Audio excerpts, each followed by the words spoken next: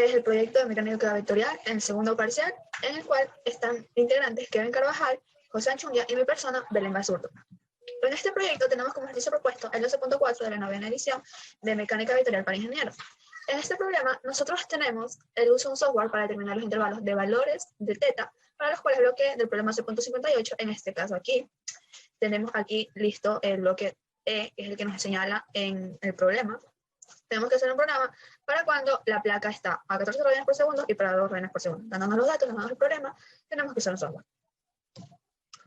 Entonces tenemos unos objetivos. El objetivo general va a ser determinar los valores del peso para los valores en los cuales la constante de rotación es 14 radianes sobre segundo y cuando es 2 radianes sobre segundos. Aquí tenemos un diagrama más ejemplificado del ejercicio y como objetivos específicos, que son los pequeños pasos para llegar al objetivo general, va a ser el uso adecuado de un software para los cálculos de teta y calcular correctamente los resultados con los conocimientos de dinámica rotacional y cinemática, en este caso, movimiento circular no variable. Entonces vamos a la teoría que queríamos saber para resolver este ejercicio. Primero, la cinética de la partícula. Segunda, ley de Newton. Si la fuerza resultante en torno sobre una partícula no es nula, es decir, diferente de cero, la partícula posee una aceleración de módulo proporcional al módulo de la fuerza y en dirección a esta. Esto quiere decir que la misma aceleración tiene la misma dirección de la fuerza y viceversa. Es directamente proporcional, podemos verlo por las ecuaciones. Esta ecuación, la segunda ecuación de Newton, se cumple cuando la masa es constante. Entonces, hay otra ecuación que podemos hallar para la fuerza neta y esa es la que depende de la cantidad de movimiento. Aquí podemos ver que la fuerza es la derivada de la masa por la velocidad respecto al tiempo. Vamos al principio de cinemática. ¿Qué tenemos que saber primero? La posición. La posición es un vector que puede estar componentes en 2D, 3D y JK. Va a tener componentes, siempre define una trayectoria. Si es en el espacio, es una función, es un vector de desplazamiento, va a ser la diferencia de dos vectores posiciones, al final menos el inicial. Vamos a la velocidad. La velocidad media, cuando ya vamos al cálculo, sabemos que la velocidad va a ser la derivada de la función posición. En este caso, va a ser la diferencia entre la posición sobre la diferencia del tiempo, en sí es la derivada. La velocidad instantánea, cuando es constante, es la misma. La aceleración va a ser la doble derivada de la posición o la derivada de la velocidad por cálculos. Y viceversa, si queremos hallar la velocidad en base a la aceleración, tenemos que integrar y doble integramos si queremos hallar la posición. Ahora vamos por el movimiento circular uniforme. ¿Por qué escogimos esta parte? Porque en nuestro ejercicio vamos a hablar con aceleración. En este caso, no es un movimiento circular uniforme. ¿Por qué? Porque va a acelerar también la magnitud, no solo la dirección, sino la magnitud de la velocidad. Aquí consideramos que el movimiento de una partícula a lo largo de una trayectoria circular donde el vector cambia tanto de dirección como el módulo. ¿Qué quiere decir esto? Que cambia la rapidez y la dirección. Como podemos ver acá, la velocidad cambia si cambia su rapidez y dirección. En este caso, cada vez que esté en una trayectoria, siempre va a estar cambiando su dirección. En este caso, siempre va a haber aceleración. La aceleración va a ser esa, va a ser la normal, o la centípeta. ¿Y cuál va a ser la aceleración que cambie la magnitud de la velocidad o la rapidez? Es la tangencial, que está paralela a la velocidad. En este caso tenemos las fórmulas, ya la fuerza va a ser una fuerza neta, que es la centípeta más la tangencial. La fuerza centípeta va a ser la masa por la aceleración centrípeta y la fuerza tangencial va a ser la masa por la aceleración tangencial. La aceleración neta, si queremos hallar la fuerza neta, va a ser fuerza por masa por aceleración neta, que va a ser la centípeta más la tangencial. Tenemos las ecuaciones del movimiento circular uniforme. El ángulo, que va a ser la velocidad angular por teta, como nos definimos siempre en lo rectilíneo, pero esta vez es angular y con desplazamientos angulares. La velocidad tangencial, donde hay una relación entre lo lineal y lo angular. La tangencial va a ser la velocidad angular por el radio. La aceleración centrípeta va a ser la velocidad tangencial cuadrada sobre R. Esta aceleración centrípeta la podemos reemplazar en la fuerza centrípeta y usar esta ecuación. De hecho, eso vamos a hacer en el ejercicio posterior. También tenemos el periodo y la frecuencia. Con estos conocimientos, mi compañero Kevin Carvajal va a proceder a explicar el ejercicio. Muy buenas tardes. Mi nombre es Kevin Carvajal y en este caso les voy a hablar sobre la explicación del software usado, el cual ha sido por medio del lenguaje de programación Python y el ID de Visual Studio Code. También voy a hablar sobre los resultados y los errores encontrados a medida que hemos ido resolviendo el ejercicio mediante el software. En este caso, el ejercicio es el siguiente. Nos dice que usemos un software para determinar los intervalos de los valores del ángulo para los cuales el bloque E, que en este caso este de aquí es el bloque E, del problema 12.58 no deslice en la ranura semicircular de la placa plana. Si se supone un coeficiente de fricción estática de 0.35. Nos pide que determinemos los intervalos de los valores cuando la razón de la constante de rotación de la placa son 14 radianes sobre segundos y 2 radianes sobre segundo. Para el siguiente problema que está determinado en el 12.58 del libro Bird-Johnson, novena edición. Para esto, los materiales que hemos usado son Python, la versión 3.8 y el ID Visual Studio Code. En este caso, el código lo que hacemos es importar las librerías de NumPy y de SymPy para trabajar con vectores y expresiones matemáticas. También importamos la librería Matplotlib para poder hacer gráficas de los valores que nos estén dando el programa. En este caso usamos las siguientes fórmulas definidas en la parte de acá.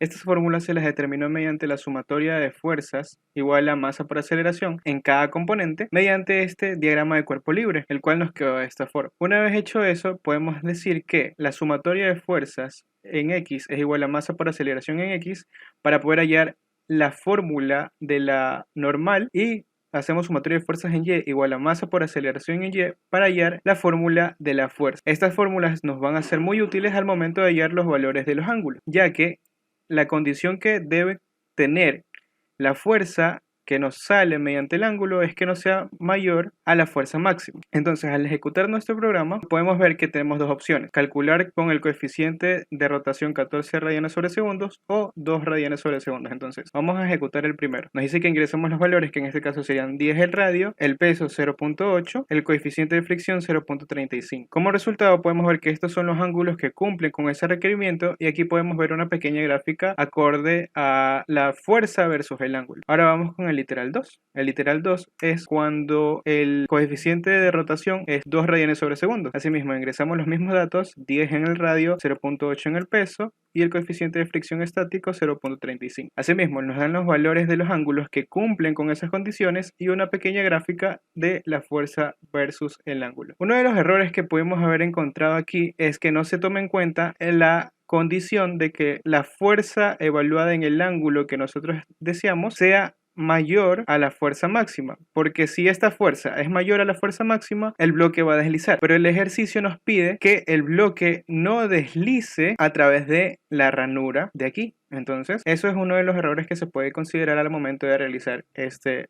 ejercicio.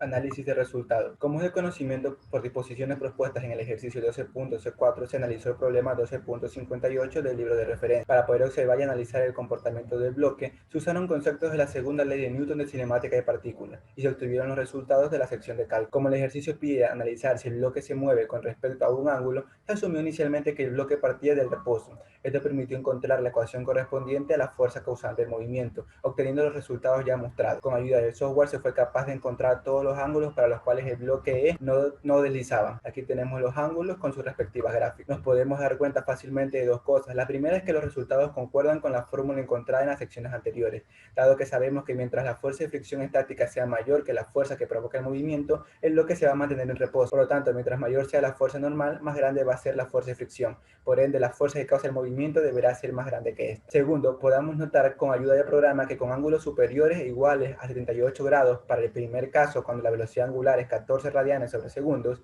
y mayores a 149 para cuando la velocidad angular es de 2 radianes sobre segundos, el bloque E no se va a mover. Situación que tiene mucho sentido, ya que si observamos la figura dada en el enunciado, podemos ver que a un ángulo de 78 grados o más, el bloque tiende a quedar completamente vertical, lo que dificulta su descenso. Por otro lado, en el segundo caso, dado que la normal es proporcional a la aceleración normal y esta a su vez es proporcional a la velocidad angular, al tener una menor velocidad angular por las características descritas, va a tener una menor normal, por lo tanto una menor fuerza de fricción.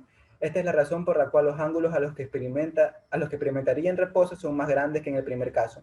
Y sobre todo, ya que se resolvió el ejercicio 12.58, mismo que en el ángulo de 40 grados el bloque se movía, podemos notar que este ángulo no se encuentra dentro del intervalo encontrado, dado que a esa dirección no se cumplen las condiciones estáticas del bloque. Conclusiones. Se logró encontrar los ángulos pedidos en el problema que cumplen la condición estática del bloque mediante la implementación de conceptos de cinemática de partículas, específicamente la segunda ley de Newton estudiadas en clase. Se logró programar un software que busca todos los valores de los ángulos para los que el bloque E se sigue manteniendo en reposo, dado un coeficiente de fricción estática y una velocidad angular constante para una placa plana. Además, se comprobó la efectividad del uso de herramientas técnicas para resolver problemas mecanizados, después de un análisis específico para lograr una optimización y una mejor eficiencia del tiempo de trabajo, cuando se trata de situaciones donde las variables pueden cambiar su valor, pero el razonamiento es el mismo. Recomendaciones. Para corroborar que los resultados obtenidos sean los correctos, es recomendable realizar por lo menos 3 iteraciones a mano, es decir, reemplazar valores de θ diferentes con la idea de ir confirmando los resultados obtenidos y verificar que se siga el mismo patrón. Además, es recomendable que se tenga en cuenta el tiempo en el que el software resuelve el problema, ya que para un intervalo más grande puede tardar un poco más debido a los cálculos que debe realizar. Y por último, se recomienda utilizar el software para la segunda velocidad constante dada en el problema 12.58 de 2 radianes por segundo, para que se pueda verificar la funcionalidad del programa, dando como resultado los mismos valores encontrados en el cálculo a mano, y podemos darnos cuenta cómo los valores de θ se comportan de diferente manera a como se obtuvieron con la constante de 14 radianes sobre segundo. Gracias.